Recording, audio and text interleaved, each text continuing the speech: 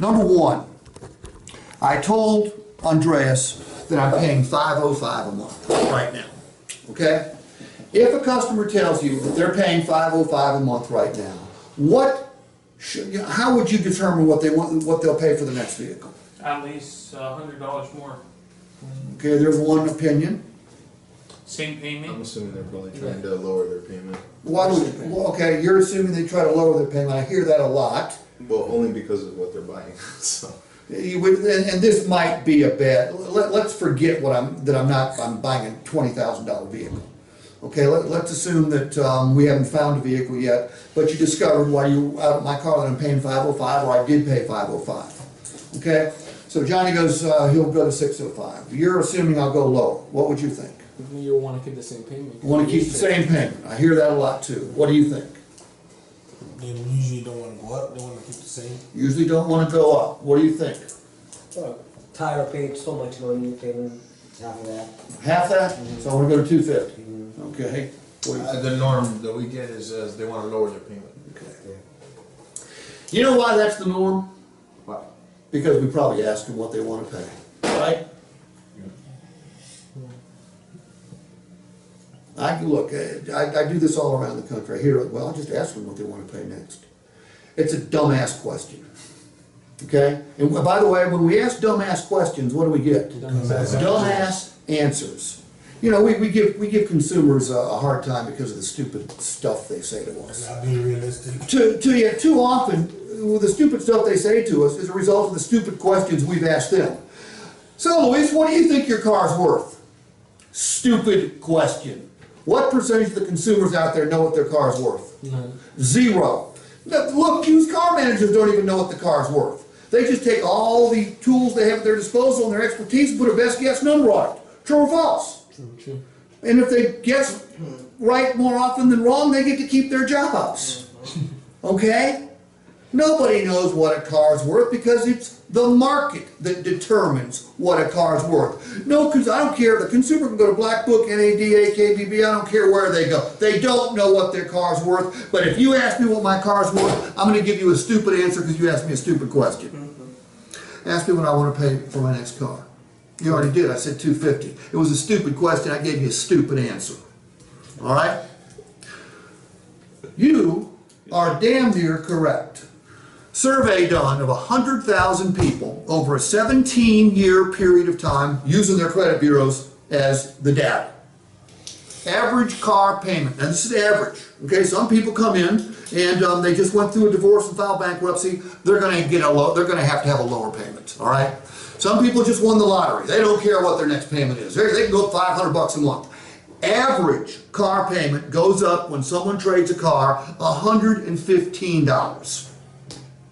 Okay, so if you know that, and you know I'm paying $505 a month right now, how could you frame the question to get an honest answer out of me? Well, if you know you're paying that much and you're getting into a newer car, it's probably going to be worth more, then you automatically just bump them up. Dumb this thing down. How about this? Mr. Richards, would you consider upgrading your vehicle, okay, for something better, slightly with a better payment?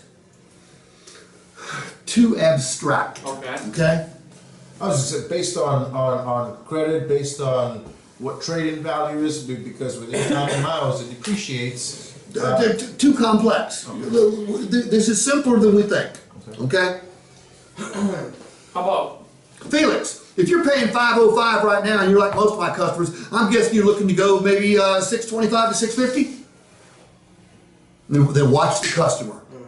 Now you're going to get an honest answer out of the guy. No, Steve, I just filed for bankruptcy, went through a divorce. I got to have a lower payment than that. Okay, not a problem. Can you repeat that one more time? Felix, if you're paying $505 right now, and you're like most of my customers, I'm guessing you're looking to go to $625 to $650 for your next vehicle, right? No. Okay, where'd you want to say, to right at $600 then? No, I was trying to be a little bit lower than what I'm paying right now. Okay, why is that? I just want to cut down on monthly payments. Okay, understandable. So, with that in mind, I'm gonna guess that you've got at least, $8,000 to $10,000 to put down? Because, Not even no? close, no. Okay, not even close. How close could we come? I actually don't have anything. Nothing down. I tell you what, I hear that a lot. Can I tell you why people want to put down money? Sure. Okay, and then you make the call. We're going to do it your way, but make no mistake, there's an awful lot of good in it for you. Number one, the more money you put down, the lower your balance to finance. And that's sort of the key to making a good financing decision. Because when you lower the balance to finance, you end up with, well, you didn't look to me like the type of guy that wanted to go home and brag to all your neighbors that you had the highest car payment in the neighborhood. Am I right about that? Right? Yeah. Okay, look, the lower the balance to finance, the lower the monthly investment. Okay? Now, you also seem to be the type of guy that wants to save some money. Am I right about that? Definitely. The lower the balance to finance, the fewer finance charges you pay, whether you borrow the money from Aunt Millie or one of our finance sources. Okay? So it saves you money. And you know what? When you lower the balance to finance, you get the option of doing something most people don't get. And that's the option to shorten the term. And when you shorten the term, guess what happens? You save money again. Because whether you borrow the money from Aunt Millie or a bank, when the term's shorter, you don't pay as much in finance charges. And you know what, Felix? Every single day, people show up here. They're all fired up and excited. Okay? They want to buy a new or used car. We're all fired up and excited too.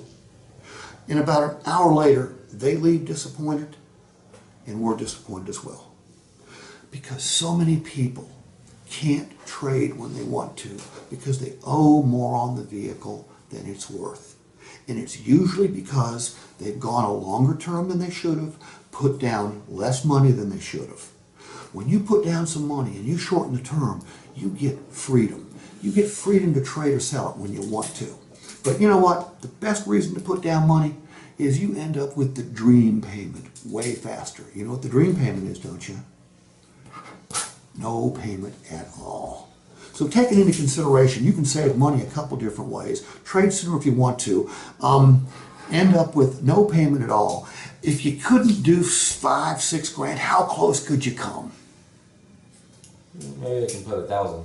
Okay. And you know what? If you're the kind of guy that I think you are, you don't want to finance your taxes. That's crazy. Taxes are going to be about $1,500 or $1,600. Could you put down a separate check for that? No, probably 1,000 is probably more. 1,000 up to if we had to really stretch. Probably no more than 1,000.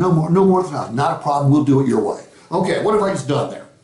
You, By the way, am I telling the truth to the customer? yes, Do we have people come in here every day that would like to trade with us that can't? yes. Because we put them on 84